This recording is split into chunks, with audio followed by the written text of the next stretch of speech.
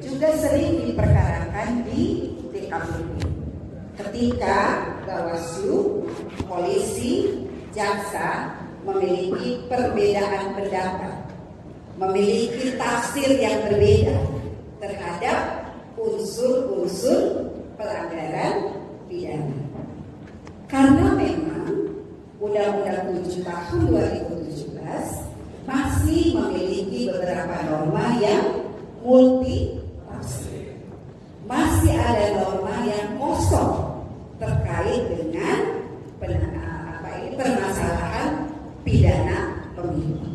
Nah, ini ruang yang kemudian bisa terjadi perdebatan antara polisi, jaksa, dan Bawaslu. Putusan Mahkamah Konstitusi terakhir menyatakan bahwa kampanye boleh dilakukan di tempat pendidikan dan fasilitas negara. Bagaimana PKPU nanti mengkonstruksikan tentang putusan Mahkamah Konstitusi ini? Perguruan tinggi yang dimaksud apakah mulai dari level SMP? Kalau kita pakai standar umum pemilih pemula akan mulai dari SMA, perguruan tinggi, atau dibatasi hanya di perguruan tinggi saja. Beberapa usulan pemantau pemilu seperti ini. Bagaimana bentuk kegiatan? Apakah bisa atas inisiatif peserta pemilu atau inisiatif dari pihak perguruan tinggi? Nah, pemahaman tentang ini harus kita miliki agar tidak terjadi kesalahan memahami apakah terjadi dugaan pelanggaran terhadap peristiwa pemilu atau tidak. Ya, diikuti terus perkembangan regulasi, terutama beberapa pasal yang kemudian dimohonkan untuk diuji di Mahkamah Konstitusi. Jadi problem regulasi bisa menjadi salah satu penyebab kesalahan ya kita di dalam melakukan penanganan. Koordinasi antara Bawaslu, Kejaksaan, dan Kepolisian menjadi sangat penting. Problem besar kita dengan sentra Gakumdu adalah karena sentra Gakumdu itu belum melepas diri secara utuh dari institusi. Institusi kepolisian, institusi kejaksaan adalah bagian dari eksekutif. Tentu dia juga akan bersentuhan dengan kepentingan politik siapa yang memiliki kekuasaan saat ini, dan itu bisa berpengaruh pada proses penanganan pelanggaran.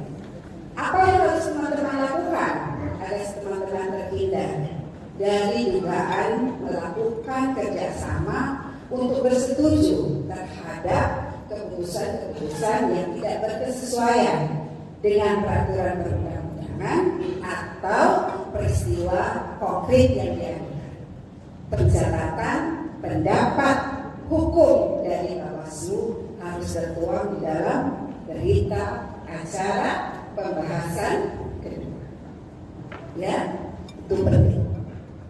Kalau berbeda pendapat, karena itu sudah keputusan, tapi pencatatan pendapat kalau kita tidak punya pendapat yang sama, perlu dituangkan dalam berita acara hasil pembahasan. Itu tidak boleh teman-teman lalaikan, karena ketika nanti teman-teman diperkarakan, maka ini akan menjadi alat bukti yang kuat bahwa pendapat Bawaslu berbeda dengan pendapat polisi dan jaksa. Ya. Nah, teman-teman sekalian, selanjutnya berkaitan dengan sengketa administrasi pemilu. Sengketa proses pemilu, ya. Saya kira teman-teman mengaku divisi sengketa sudah sangat paham apa yang dimaksud atau definisi dari sengketa itu. Apa objek dari sengketa? Bagaimana tata cara mekanisme penyelesaian sengketa? Berapa hari yang digunakan untuk menyelesaikan sengketa. Salah satu hal penting yang harus diperhatikan adalah kemampuan melakukan yang namanya mediasi. Tidak semua orang punya keahlian menjadi mediator, ya, karena ini perlu dilatih kemampuan menyelesaikan masalah, ya, kemudian mendudukkan para pihak pada kondisi yang sama-sama senang menerima putusan mediasi. Tapi karena mediasi ini dilakukan terhadap perkara yang bersentuhan dengan hukum publik, ya, agak sulit kesepakatan itu didapatkan. Karena KPU sebagai pihak termohon, ya, akan sering bertahan pada keputusan yang sudah dikeluarkan. Karena keputusan itu tentu mengacu kepada peraturan perundang-undangan dan peraturan teknis yang ada di KPU, sehingga butuh kelihayaan, ya, untuk bisa menjadi mediator yang baik. Teman-teman sekalian, sebagai mediator, teman-teman harus paham, tidak boleh ada kesepakatan yang bertentangan dengan peraturan perundang-undangan. Hal yang bisa disepakati dalam mediator hanyalah terhadap syarat-syarat yang tidak bersifat primer. Apa syarat primer itu? Ya, ada yang tahu? Syarat primer, syarat fundamental, syarat yang tidak boleh, tidak harus terpenuhi. Syarat apa? Umur. Umur boleh nggak ini mediasi? Kalau dia nggak cukup umur, yalah sepakati aja lah. Umur boleh nggak? Tidak sesuai. Ya? Boleh apa tidak? Apa lagi? Syarat pendidikan. Ya? Apa lagi? Ya? Apa? Syarat umur, syarat pendidikan, syarat ya? Kesehatan. Apa? Kewarganegaraan. Boleh nggak PNK jadi calon? Boleh nggak? Kok jawabnya nggak tegas? Boleh atau tidak? Tidak. Ya. Apa syarat yang boleh disepakati dalam mediasi? Berkaitan dengan waktu. Ya, misalnya berkasnya terlambat, ya, masih bisa kita toleransi. Ya, tuh. Jadi lihat syarat-syarat menjadi anggota atau menjadi caleg DPR atau DPD. Di luar syarat yang bersifat primer, saya sebutnya begitu ya, atau syarat fundamental yang tidak boleh, tidak harus ada, terpenuhi, tidak bisa digantikan dengan yang lainnya, tidak bisa ditoleransi. Ya kan nanti dia kalau sudah tanggal 14 Februari cukup umurnya, ya. Syarat itu pada saat mendaftar atau pada saat hari pemungutan? Syarat. Jadi kalau ada yang partai politik mencoba menggoda, tapi ini nanti tanggal 14 Februari sudah cukup umur. Lihat aturan. Syaratnya syarat. Kalau pemilih pada saat ya, jadi perbedaan pengaturan harus dipahami. Ya, kemampuan mediasi harus dilatih. Sayangnya pelatihan ini belum sampai ke Bawaslu Kabupaten Kota ya? Atau sudah ada yang ikut pelatihan? Sudah, berarti sudah akhir ya. Jadi tinggal yang diperlukan adalah latihan. Ya, karena latihan itu penting. Mediator atau memediasi akan lebih mudah di ruangan tertutup antara peserta dengan penyelenggara. Tidak mudah ketika menjadi mediator antara peserta dengan peserta, karena sama-sama pasti akan saling bersih tegang. Jadi mediator yang baik, mediator yang punya sifat yang sabar, bijak, namun tegas. Ya, saya kira itu sudah. Kemudian berkaitan dengan hal-hal yang harus diperhatikan pada saat non tahapan, terutama saat ini nih, abu-abu, penetapan parpol tapi belum masa kampanye. Nanti penetapan DCT tapi belum kampanye. Ya, saya kira minggu itu sudah diberikan evaluasi. Kemudian perselisihan hasil pemilu. Apa peran teman-teman? Adalah sebagai pihak pemberi. Jadi seluruh proses pengawasan penanganan pelanggaran harus sudah terdokumentasi dengan baik. Ketika PHPU tinggal mengambil dokumen dan mencatat seluruh peristiwa secara detail berdasarkan isi permohonan perselisihan hasil. Ya, jadi jangan ikuti apa kemauan peserta, ya, tapi ikuti alur kerja penanganan pelanggaran dan pengawasan penanganan pelanggaran dan penyelesaian. Ya, lanjut.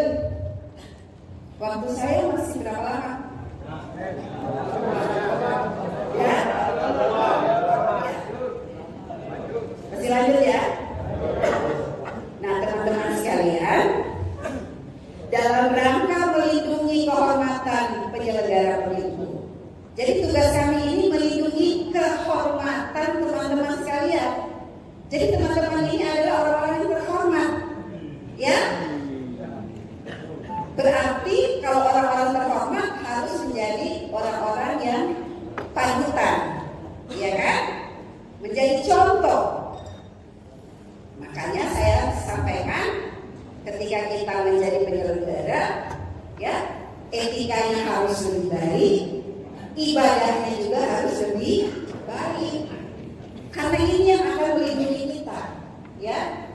Jadi teman-teman ini adalah primus inter pares, yang lebih dari yang lain, yang lebih segala-galanya, ilmunya lebih, pengalamannya lebih, ya, etikanya lebih, kesolehannya juga lebih, ya.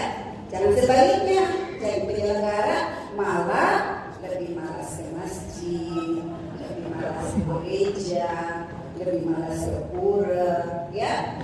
Padahal itu justru adalah bagian yang bisa mendegradasi hal-hal yang berkaitan dengan keimanan dan ketakwaan teman-teman sekalian, dan pasti akan berpengaruh langsung terhadap integritas penyelenggara pemilu. Tak ada lagi yang teman-teman takut, ya kan? Ya, padahal kalau kita membangun karakter diri kita dengan keimanan dan ketakwaan, maka kita pasti akan takut kepada Tuhan yang Maha Esa. Tidak ada yang melihat perbuatan kita, tapi kita yakin dilihat oleh Tuhan yang Maha Esa. Itu yang akan merisai diri kita untuk tidak melakukan pelanggaran. Ya, nah, makanya dalam rangka melindungi kehormatan teman-teman, karena tidak semua orang suka dengan teman-teman, ya kan? Akan banyak fitnah, akan banyak tuduhan negatif terhadap teman-teman. Sudah berbuat baik saja, teman-teman bisa difitnah. Apalagi kalau berbuat salah. Siapa yang paling banyak menyoroti teman-teman ini? Terutama PAW.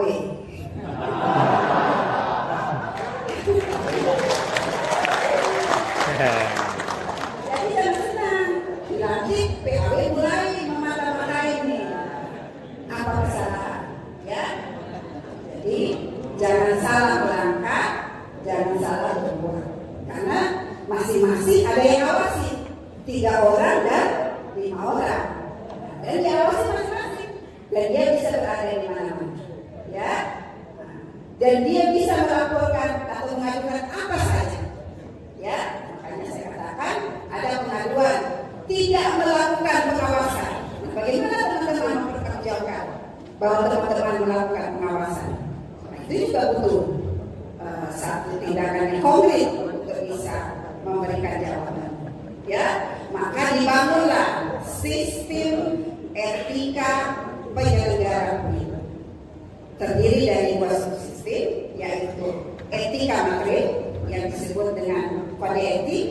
Ada 13 prinsip penyelenggaraan pemilu. Saya kira di Undang-Undang 7 teman-teman sudah membacanya, pasti sudah ditanyakan juga ya pada ujian CAT-nya. Kemudian acara kode etik atau tata cara penanganan pelanggaran kode etik. Ya, jadi ini dituangkan dalam peraturan DKPP nomor 2 tahun 2017 dan peraturan DKPP nomor 3 dan nomor 5. Ya, perubahannya. Apa tujuan dari penanganan pelanggaran etika ini? Yaitu pertama, untuk menjaga kemandirian, kedua, menjaga integritas, ketiga, menjaga kredibilitas. Ya, kemandirian menjadi kata kunci. Makanya syarat menjadi penyelenggara itu tidak boleh partai politik, karena menjaga kemandirian. Kita berada di posisi netral, ya, untuk tidak berpihak pada partai manapun. Mandiri tidak hanya harus disebutkan, ya, tapi harus terlihat mandiri. Makanya hindari pertemuan-pertemuan, sentuhan-sentuhan yang bisa menimbulkan dugaan bahwa kita tidak mandiri. Bertemu dengan partai politik, ya, bukan atas nama kepentingan lembaga, harus dihindari. Ya, berkomunikasi intens dengan salah satu partai politik saja, bukan untuk kepentingan lembaga, harus dihindari. Pertemuan-pertemuan yang tidak disengaja di tempat-tempat publik juga harus cepat dihindari. Ya, seperti yang saya katakan beberapa saat yang lalu. Ya, biasanya sekarang kan banyak DPRD tingkat 3 atau DPRD tingkat 4. Warung-warung kopi itu akan ramai menjadi tempat untuk para caleg berkumpul. Iya kan? Ya. Nah, yang dulu kebiasaannya nongkrong di warung kopi, sekarang sudah mulai hati-hati. Ya, karena kita tidak bisa hanya bilang saya mandiri, saya walaupun bertemu dengan caleg, tapi saya tidak ada urusan dengan mereka.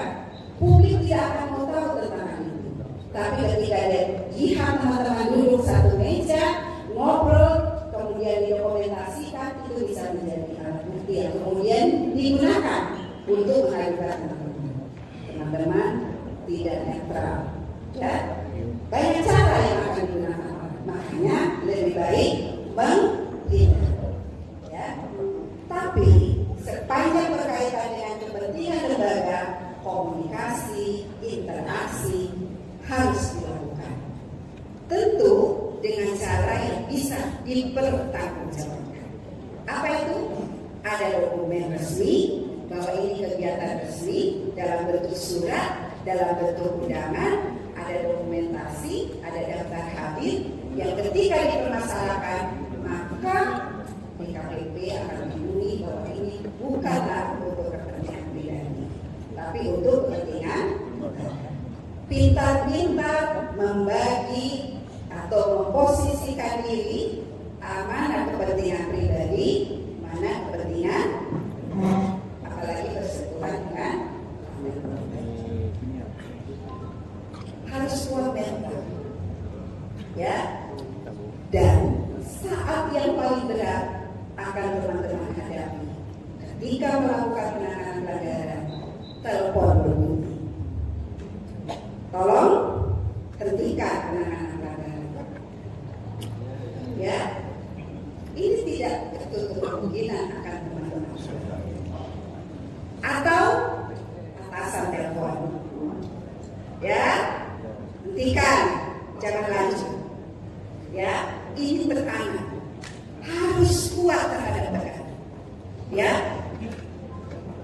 Kenapa saya cerita? Karena saya pernah mengalami baik tekanan dari parpol ataupun tekanan dari atas. Kita punya cara untuk menghindari. Tentu tidak dengan cara melawan, tapi cara memberikan argumentasi yang kuat kenapa tidak bisa dihentikan. Kewenangan teman-teman untuk melakukan penanganan pelanggaran bukan didapatkan dari Bawaslu RI, bukan didapatkan dari Bawaslu Provinsi, tapi dari mana? Dari undang-undang.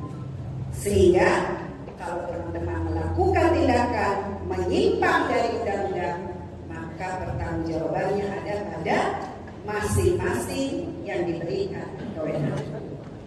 Tidak bisa berkelit. Tapi ini perintah dari atasan. Pertanyaannya, kenapa kalian ikuti? Padahal perintahnya langsung dari undang-undang. Itu namanya akuntabilitas, pertanggungjawaban jabatan. Kepada siapa? Kepada hukum, kepada rakyat, dan terutama kepada Tuhan yang Maha Esa. Jabatan yang kita emban hari ini tidak akan kita pertanggungjawabkan di dunia saja, tapi juga di akhirat. Kan akhirat masih lama, tapi semua kita akan menuju ke sana. Dan tidak ada pengadilan yang paling adil selain pengadilan di akhirat. Ya, saya kira Pak Ustadz, pendeta, semua pasti lebih paham dari saya. Ya. Jadi tujuannya adalah untuk menjaga kemandirian, integritas, dan kredibilitas. Kalau teman-teman sudah mandiri, teman-teman sudah berintegritas, teman-teman semua bisa dipercaya, insya Allah pemilu bisa dilakukan. Ya, saya kira ini pengantar dari saya. Nanti kita diskusi, teman-teman sekalian. Materi ini sudah komplit, banyak hal yang sudah saya siapkan. Silakan nanti dibaca, bisa dibuka. Terus ini prinsip-prinsip kode etik penyelenggara pemilu sudah kami breakdown, poin-poin yang harus teman-teman pahami sehingga ini nanti bisa menjadi alat yang melindungi teman-teman untuk tidak melakukan pelanggaran. Terima kasih atas perhatiannya, mudah-mudahan bermanfaat.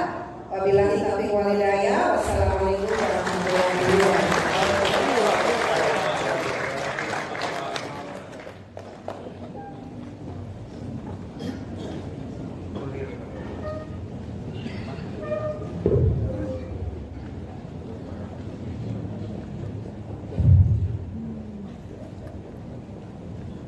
Ya baik, mohon perhatiannya Bapak Ibu, kita masih punya waktu sekitar 33 menit. Kita akan bagi ke dalam beberapa sesi, tapi untuk sesi ini kita berikan kepada 3 orang penanya. Saya ke sebelah kanan dulu ya. Yang tadi yang pertama Bapak mau berdiri, lalu yang kedua paling belakang Ibu yang ketiga. Siap ya? 3 dulu ya Bapak Ibu ya.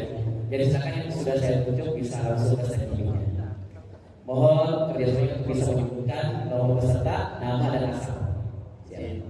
Assalamualaikum warahmatullahi wabarakatuh. Waalaikumsalam. Saya Wahidin dari Bawaslu Kabupaten Gorontalo, Provinsi Gorontalo, nomor 158.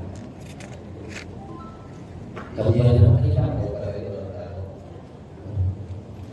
Izin pimpinan, pertama saya ingin menyampaikan salam hormat dan salam kami dari orang yang pernah didapatkan dari Rahim Kepemimpinan Bawaslu RI 2017. Yang kedua, ini saya menyampaikan curhatan terkait dengan perjalanan kami sebagai anggota Bawaslu Kabupaten penyelesaian sengketa sampai dengan hari ini sudah kurang lebih 6 tahun sejak 2017, bahwa ada beberapa aduan tentang kode etik penyelenggaraan pemilu yang berasal dari perbedaan pemahaman terhadap regulasi, utamanya KPU dan Bawaslu.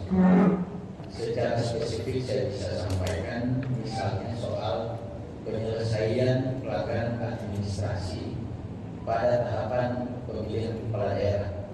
Kalau mungkin bicara pada tataran pemilu itu mungkin sakit bahwa putusan Bawaslu itu wajib ditindaklanjuti oleh KPU.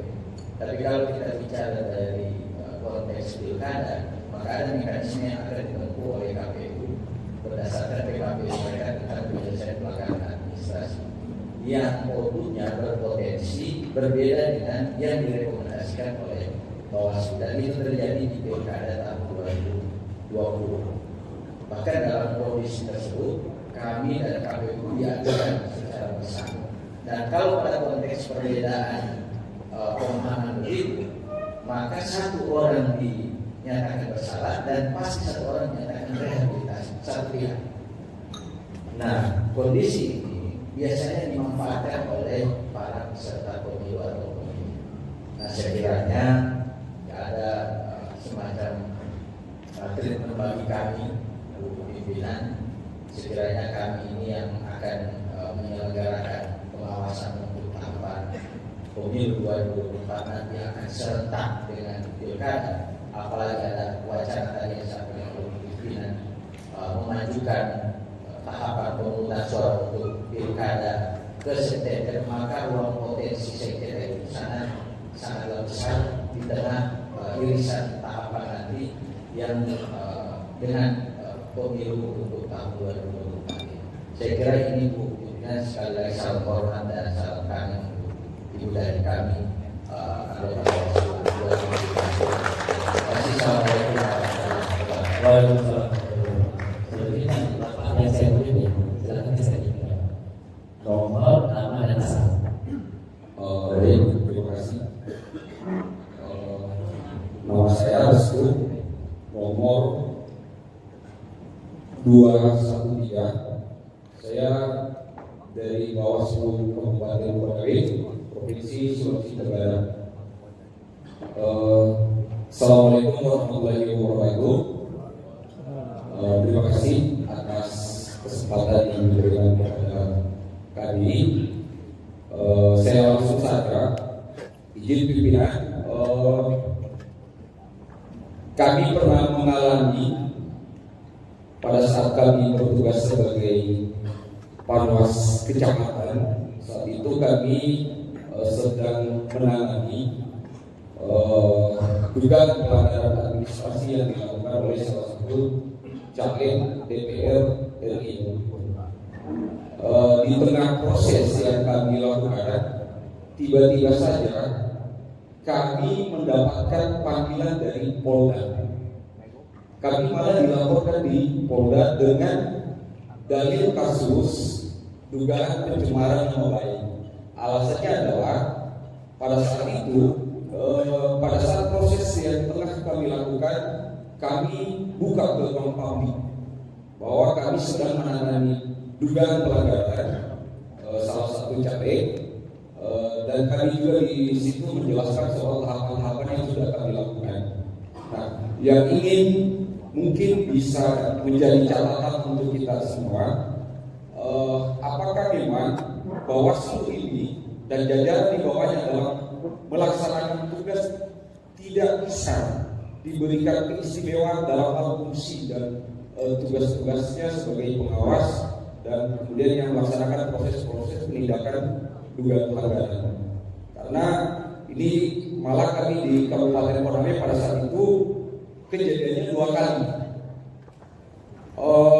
Saya mungkin tidak akan meminta Bawaslu ini diberikan hak imunitas dalam hal melaksanakan tugas, tetapi mungkin bisa dipikirkan selain dari advokasi perbantuan hukum, itu ada hal lain yang diberikan untuk melindungi kerja-kerja Bawaslu dalam hal pengawasan maupun tindakan-tindakan lainnya berkaitan dengan fungsi dan kewenangannya.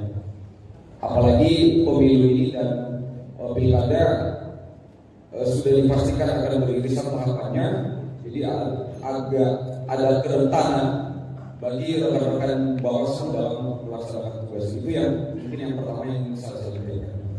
Kemudian yang kedua, saya tadi menyambung dari yang disampaikan penanya pertama, itu terkait dengan perbedaan tafsir antara KPU dan Bawaslu yang kadang-kadang terjadi. Contoh konkretnya mungkin yang saat ini sedang dan sudah dilaksanakan itu tahapan pencalonan di PKPU 10 tahun 2023 tentang administrasi itu kami dari Bawaslu melihatnya bahwa ada perbedaan penafsiran dalam aturan yang dibuat oleh KPU sendiri.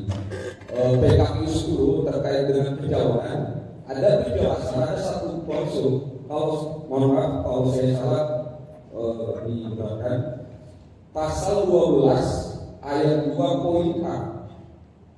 Sangat jelas dia menyebutkan bahwa setiap orang hanya dicalonkan oleh satu partai politik serta pemilu. Tetapi di dalam aturan yang sama ada lampiran berita acara yang ketika terjadi kegandaan maka akan diberikan pilihan mau memilih yang mana. Artinya si caleg tersebut itu sudah terdaftar di dua partai politik. Kami kemudian mengklarifikasi ke rekan-rekan KPU. Di situ KPU mengatakan bahwa mereka hanya diarahkan untuk meminta yang bersangkutan untuk memilih salah satu partai politik. Nah, apakah ini menjadi arahan, kemudian surat edaran, yang kemudian ada lagi juknis? Apakah ini yang aturannya yang boleh digunakan dalam hal pencalonan atau PKPU 10 atau bahkan Undang-Undang 7? Ini yang ingin saya pastikan ke pimpinan. Kemudian terakhir terkait dengan dalil KPU terkait dengan data yang dikecualikan, yang itu mereka basis argumennya adalah Undang-Undang 23 tentang perlindungan data pribadi, sehingga alasan itu yang kemudian digunakan untuk tidak memberikan akses kepada Bawaslu untuk melihat semua syarat-syarat yang dibutuhkan. Pertanyaan saya, apakah pemilu ini menggunakan Undang-Undang 7 atau Undang-Undang 23 terkait dengan perlindungan data pribadi? Terima kasih. Billahi taufiq wal hidayah. Wassalamualaikum warahmatullahi wabarakatuh. Ibu, silakan presentasinya dulu. Nomor nama asal. Bismillahirrahmanirrahim. Assalamualaikum warahmatullahi wabarakatuh. Perkenalkan, nama saya Cynthia Albersin dari Kabupaten Kerinci, Provinsi Jambi, nomor peserta 116. Terima kasih kesempatannya kepada moderator. Di sini tadi saya menangkap yang disampaikan oleh Ibunda tadi bahwa pada peraturan DKPP nomor 2 tahun 2017 tentang kode etik dan perubahan perilaku penyelenggara. Yang ingin saya tanyakan, sejauh mana kita menjaga jarak antara penyelenggara dengan peserta? Terkadang misalkan kita berada di dalam satu ruangan atau suatu acara dengan peserta, kita sama saja ada yang mendokumentasikan dan mensalah-artikan. Nah, apakah itu juga nanti bisa menjadi kode etik bagi kami penyelenggara pemilu ini? Kemudian poin keduanya, di sini sebenarnya yang dikatakan tadi bahwasanya divisi PP ini divisi yang paling banyak ataupun yang paling sering diperkarakan. Terlebih di sini pengalaman yang saya alami sendiri, memang ketika setelah dilantik kemarin kami diminta oleh pimpinan provinsi untuk kembali ke kabupaten kota masing-masing dan langsung mendapatkan sengketa proses pemilu tanpa bekal yang kami miliki, dengan tim yang memang harus belajar banyak, gitu kan. Kita alhamdulillahnya sengketa proses itu berhasil selesai di mediasi. Nah, selama proses mediasi itu kami memiliki kekhawatiran tersendiri, seolah-olah meskipun proses yang kita sudah lalui ini benar alurnya seperti itu kan, seakan-akan banyak mata yang menyoroti oh ini yang masalah, ini yang masalah. Dan ketika ini nanti tidak selesai di mediasi, kita berpikir nanti diadjudikasi semakin keputusan kita itu bukan hanya ditunggu oleh pemohon atau termohon, tapi semua pihak menunggu keputusan yang dikeluarkan oleh Bawaslu. Nah, ini menjadi celah lagi bagi pihak lain untuk memperkarakan kami selaku penyelenggara seperti divisi PP ini untuk di DKPP.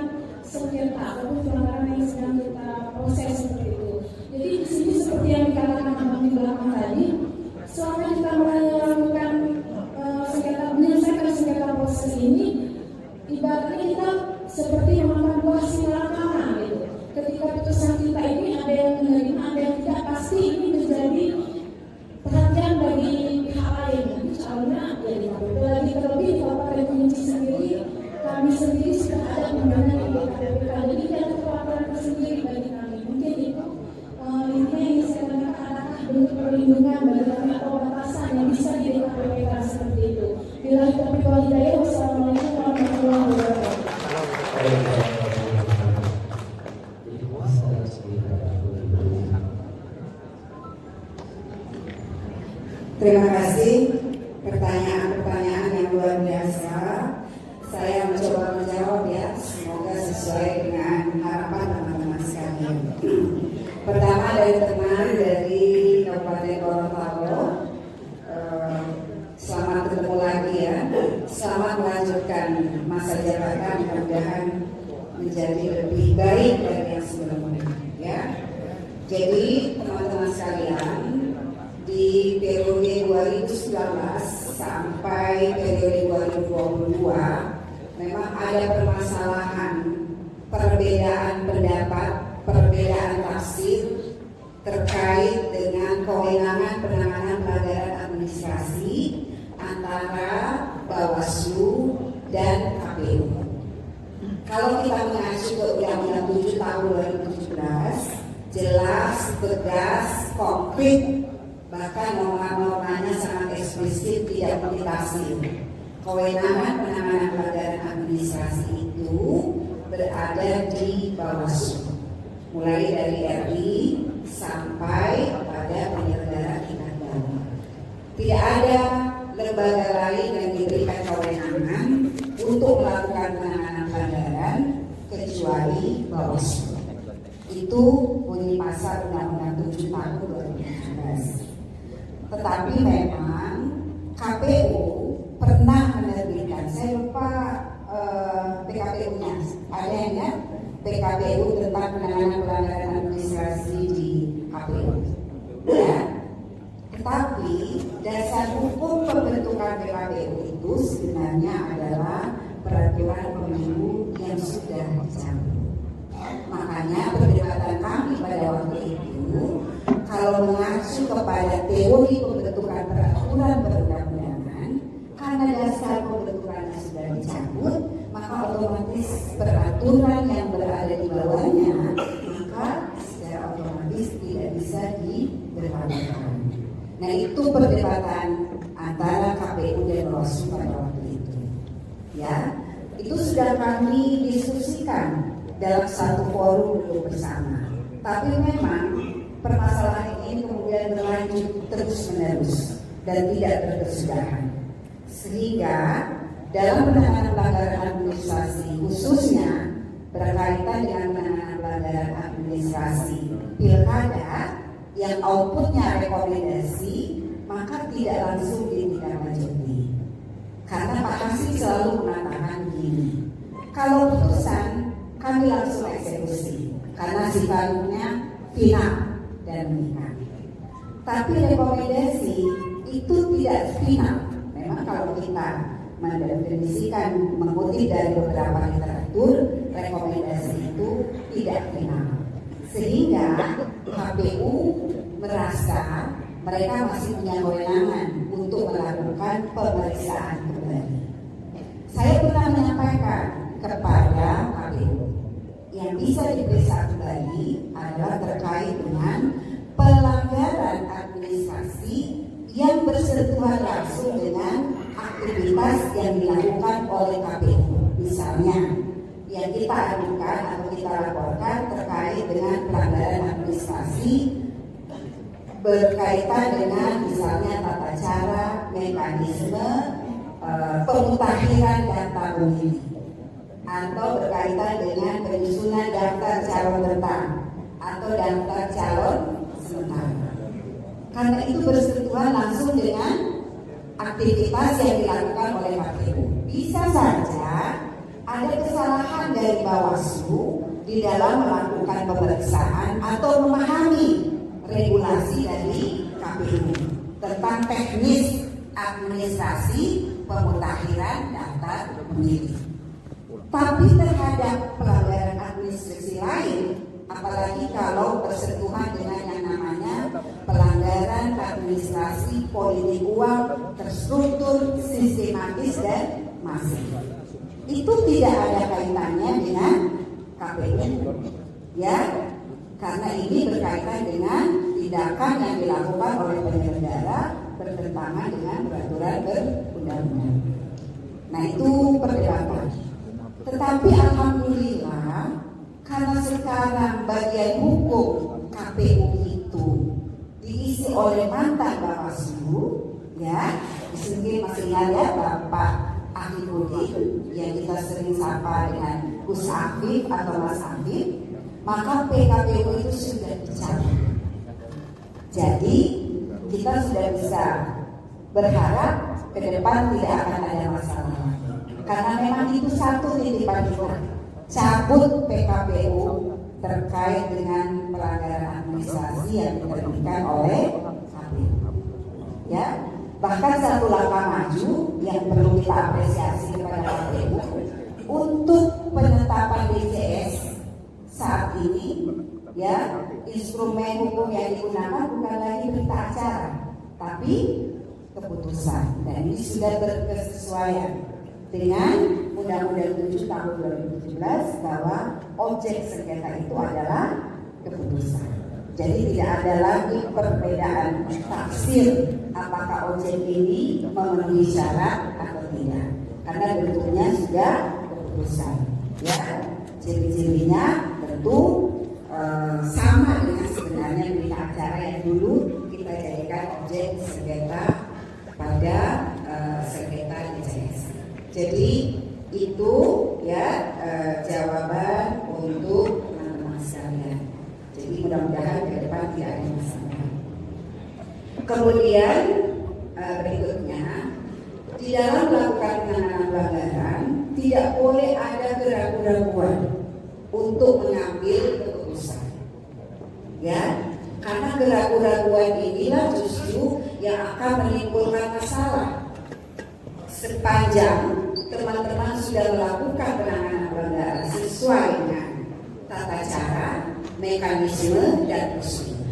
Hanya ada 3 hal yang harus teman-teman perhatikan dalam penanganan pelanggaran. Pertama, apakah yang melakukan penanganan pelanggaran itu, pertanyaan dalam diri saya, apakah saya memang berwenang melakukan penanganan pelanggaran ini?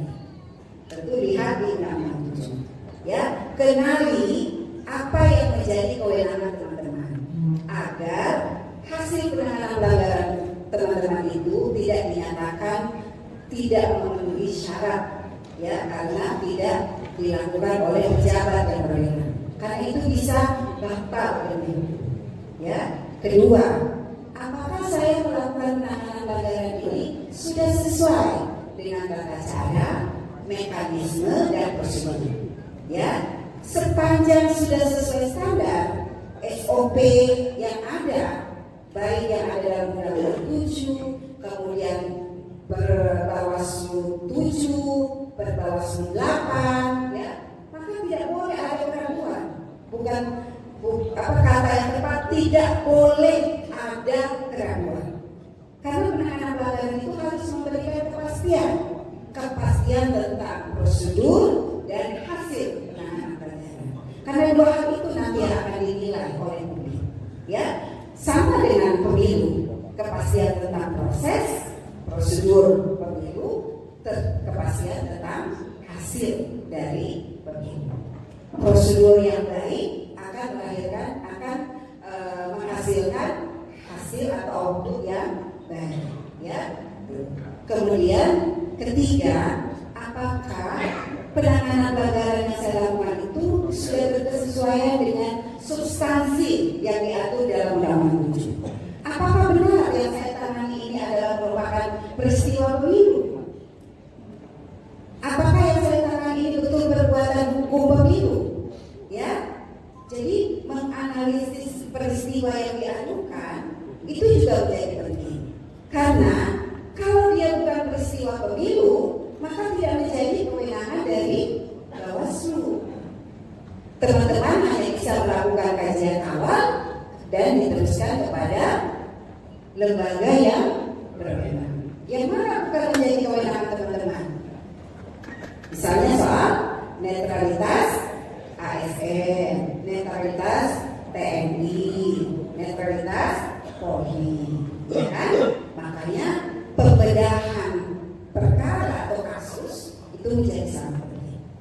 Ya, jadi teman-teman sekalian, teman-teman ini bukan sarjana hukum. Ya, ada yang sarjana pertanian, ada sarjana pertanian sini, sarjana ekonomi, atau paling banyak sarjana agama. Ya, ya. Tapi teman-teman dipaksa, dituntut untuk menjadi ahli hukum. Makanya kenapa saya paling suka di divisi ini? Karena banyak mencetak sarjana hukum tanpa ijazah.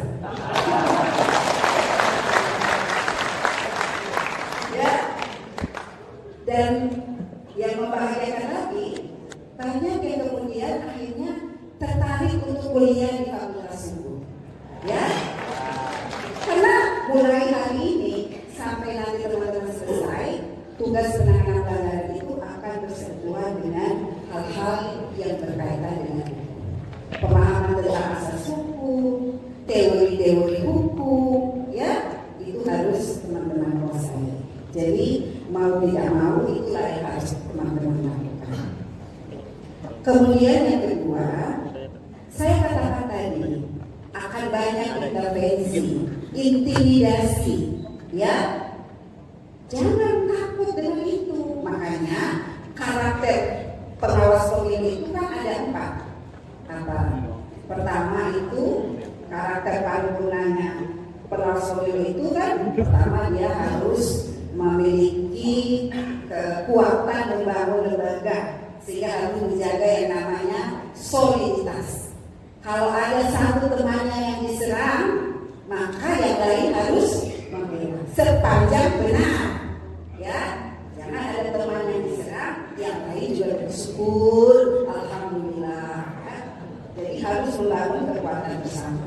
Karena 3 dan 5 itu tidak cukup kuat untuk melawan kekuatan politik. Tapi kalau kalian bersatu, maka kalian akan kuat. Karena tidak ada pintu atau celah untuk mengganggu teman-teman saya. Ya, kemudian integritas. Dan yang paling penting satu lagi adalah mentalitas. Tidak boleh mental kerupuk, ya, tidak boleh ada rasa sungkan, takut, cemas, khawatir, ya, itu harus dihilangkan. Itu penyakit semua harus dihilangkan, ya. Karena kekhawatiran dan ketakutan itu akan berbahaya bagi kita, karena kita tidak akan mampu mengambil keputusan yang benar, ya. Karena takut, kalau keputusannya begini, nanti kita diserang publik, nanti kita akan dimarahi oleh partai politik dan lain sebagainya. Jangan pikirkan apa penilaian orang terhadap keputusan yang sudah kita ambil, tapi pikirkan apakah keputusan yang saya ambil ini sudah sesuai dengan peraturan perundang-undangan. Itu yang harus kita pikirkan. Ya, jangan berharap sanjungan, pujian, ya. Jangan berharap sanjungan dan pujian dari apa yang kita kerjakan. Tapi tetap pada komitmen kita bahwa kita harus bekerja sesuai dengan apa yang menjadi tujuan dari penegakan hukum dan sesuai dengan peraturan perundang-undangan. Teman-teman, yang paling berat adalah mengambil keputusan. Yakin dan percaya. Paling berat mengambil keputusan. Apalagi kalau keputusan itu adalah berhadapan dengan misalnya partai besar, calon yang punya pengaruh, ya, pengaruhnya macam-macam, ya, pengaruh ini kan bisa macam-macam, karena status sosial, status ekonomi, atau karena kuasa, macam-macam. Dan itu akan teman-teman hadapi. Yang paling berat adalah mengambil keputusan. Makanya upayakan tidak ada dissenting dalam pengambilan keputusan. Ya. Jadi jangan ada kepentingan lain dalam mengambil keputusan kecuali mengacu kepada peristiwa yang diadukan, hasil penanganan pelanggaran, dan keputusan yang disepakati bersama. Ya, yang paling berat mengambil keputusan. Ya, tetapi yang lebih berat lagi adalah mempertahankan keputusan. Karena keputusan itu dalam penanganan pelanggaran adalah mahkotanya lembaga. Dia di atas. Kehormatan Bawaslu akan ada pada keputusan. Teman-teman inilah semua yang nanti akan meletakkan mahkota itu di kepalanya Bawaslu. Kalau ada cemoohan, ejekan, ketidakpercayaan publik kepada Bawaslu, bisa jadi karena teman-teman tidak bekerja dengan baik terkait dengan penanganan perkara. Jadi sekali lagi, ini agenda siapa ini dari Konawe, ya. Jadi tidak perlu ada kekhawatiran nanti mau dipidanakan atau dikriminalisasi. Biasa itu, ya. Karena kita bekerja memang berkaitan dengan kepentingan kekuasaan, ya. Makanya yang paling penting adalah kesiapan mentalitas. Sepanjang kita sudah sesuai peraturan, maka tidak akan ada celah dari permasalahan. Nah, menghindari yang namanya tadi pencemaran nama baik, maka jangan ada pemberitaan apapun yang kita sampaikan ke publik seolah-olah menjustifikasi sudah ada pelanggaran padahal proses masih berjalan. Ya, itu yang biasanya menjadi pintu masuk tuduhan atau dugaan pelanggaran terkait dengan pencemaran nama baik. Jadi kalau ada media bertanya, benar kami sudah menerima laporan yang diajukan karena memang ini informasi yang tidak dikecualikan bisa disebutkan, tetapi masih dalam proses pemeriksaan, belum ada keputusan, sehingga kami sampaikan ini masih dugaan pelanggaran, bisa terbukti, bisa juga tidak terbukti. Ya, jangan bilang oh iya benar, itu pasti terbukti. Nah, itu bisa berpotensi dugaan pelanggaran dan tidak perlu diulang-ulang.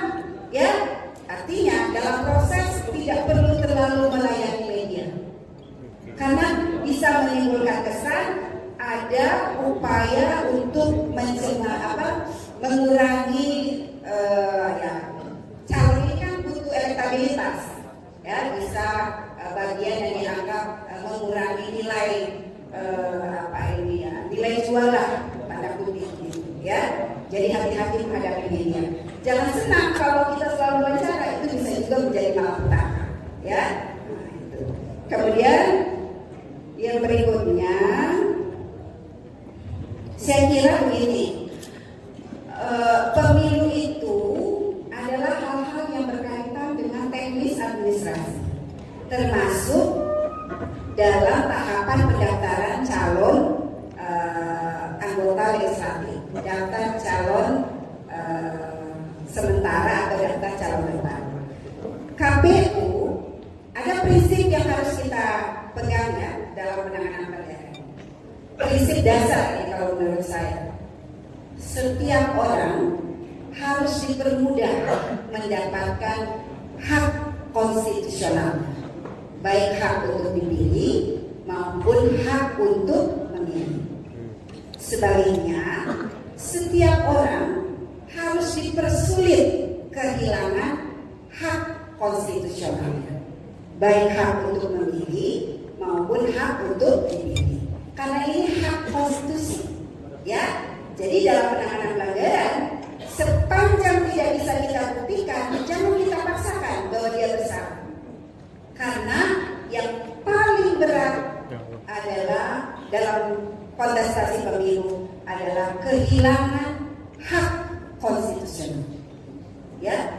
Dan yang bisa menghilangkan itu hanyalah pengadilan, dicabut hak pilih atau hak untuk dipilih.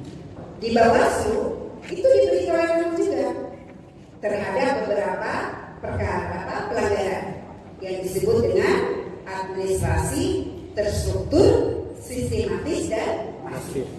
Karena sanksinya adalah pembatalan, kehilangan hak konstitusional, maka tidak boleh ada kesalahan.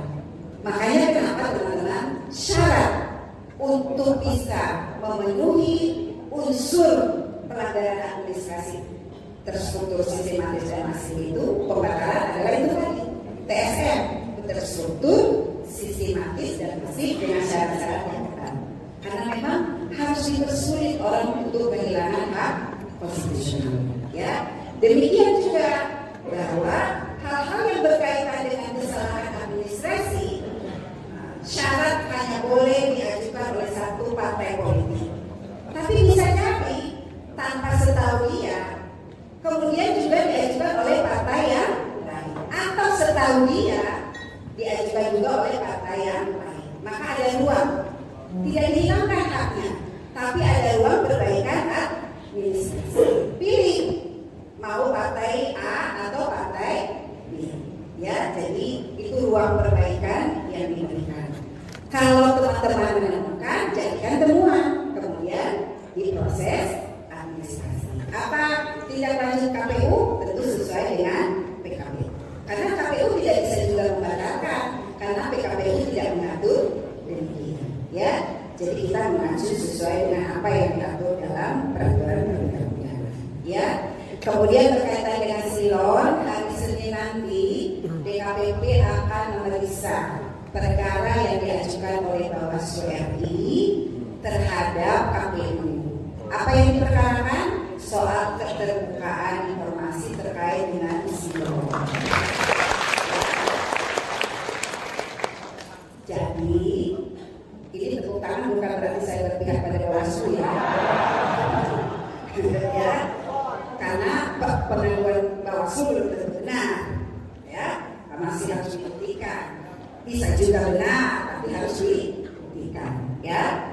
Jadi ini menjadi cara yang digunakan oleh Bawaslu untuk menemukan, menyelesaikan masalah ini melalui jalur yang sudah ditentukan secara konstitusional, ya. Saya kira ini langkah yang baik. Karena menyelesaikan dengan cara-cara bertengkar di publik itu akan mengganggu kualitas kepercayaan masyarakat terhadap penyelenggara baik KPU maupun Bawaslu. Memang ya, kalau kita mengacu pada Undang-Undang Dasar 1945 ya, pasal 22E ayat 5 mengatakan bahwa benar ya, ayat 5 ya, penyelenggaraan pemilu itu diselenggarakan oleh suatu komisi pemilihan umum dengan huruf kecil. Nah, berdasarkan teori perundang-undangan, huruf kecil yang dimaksud itu bukan KPU ansih, bukan KPU saja, tetapi kemudian ditafsir secara resmi oleh Mahkamah Konstitusi berdasarkan putusan Mahkamah Konstitusi nomor 11 tahun 2010 yang dimaksudkan adalah KPU dan Bawaslu.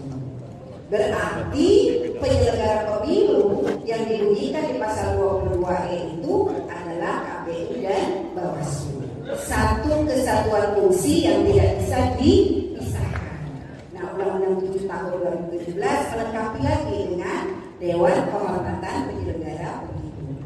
Itu berarti bahwa hal-hal yang terkait dengan pelaksanaan fungsi penyelenggaraan pemilu harus didudukan setara. Tidak boleh ada yang lebih tinggi dari yang lain. Demikian juga terkait dengan pemberlakuan undang-undang tentang perlindungan hak-hak pribadi. Jadi penyelenggara bukanlah menjadi subjek yang dikecualikan untuk mendapatkan informasi itu. Nah, itu tafsir yang kalau kita mau gunakan mengacu dari konstitusi dan putusan Mahkamah Konstitusi. Nah, ini memang masih menjadi perdebatan sampai hari ini, dan Bawaslu merasa bahwa dengan ditutupnya akses informasi itu mengurangi kualitas pengawasan dari Bawaslu. Padahal tugas dari Bawaslu itu adalah melakukan check and balance apa yang menjadi kewenangan dari KPU. Ya, saya kira ini problem, tapi akan diselesaikan nanti pada hari Senin akan ada persidangan. Tentu DKPP akan bekerja keras memeriksa perkara ini dengan baik, mendudukkannya secara baik, dan tentu nanti akan memutus berdasarkan fakta-fakta persidangan yang nanti akan dilakukan. Ya, kemudian yang terakhir, saya kira bagaimana cara menjaga jarak. Saya sudah sebutkan tadi, kalau teman-teman bertemu dalam satu forum dengan partai politik, foto bersama boleh dilakukan, tapi bersama semua partai peserta. jangan ada foto berdua, jangan ada gestur-gestur yang menunjukkan keberpihakan. Ya, hindari foto berdua, foto bersama Bawaslu, KPU dan seluruh peserta. Saya kira itu bukan hal yang tabu sepanjang itu pertemuan resmi. Ya, jadi pandai-pandai menilai. Ya, saya kira tidak bisa juga detail saya sampaikan, tapi teman-teman kan jadi begini, ada yang namanya deskriptif etik. Teman-teman semua ini sebenarnya sudah memiliki nilai etik dari masing-masing berdasarkan apa yang teman-teman pikirkan. Menurut teman-teman, saya layak nggak foto dengan cara ini? Saya pantas tidak? Ya, jadi setiap tindakan yang kita lakukan, kita berdialog dengan diri kita. Karena dalam diri kita itu punya standar etik masing-masing. Ya, saya pantas nggak menerima hadiah? Misalnya lebaran nih, ada paket lebaran, alhamdulillah, saya sekarang kan pejabat ya. Jadi saya diberi hadiah parcel dari partai politik. Banyak nih. Nah, syukur alhamdulillah. Tanya, saya pantas nggak menerima ini?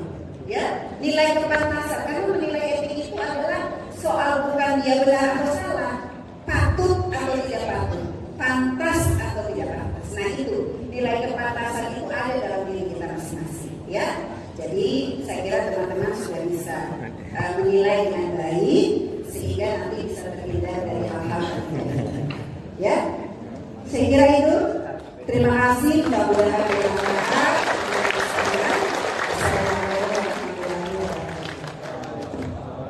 Waalaikumsalam warahmatullahi wabarakatuh. Boleh kita sekali lagi kepada Ibu Dewi. Terima kasih kepada Ibu Dewi sudah banyak berbagi hal pengetahuan. Tentunya tadi ada beberapa tips dan trik bagi Bapak Ibu agar tidak bertemu Ibu Dewi di ruang sidang. Gitu. Jadi semoga jangan ya, karena sudah banyak hal yang sudah diberikan tadi. Karena waktu kita juga sangat terbatas, ada sesi selanjutnya setelah ini. Jadi saya cukupkan di sesi ini. Sekali lagi saya terima kasih kepada Ibu Dewi dan cara diri. Assalamualaikum warahmatullahi wabarakatuh.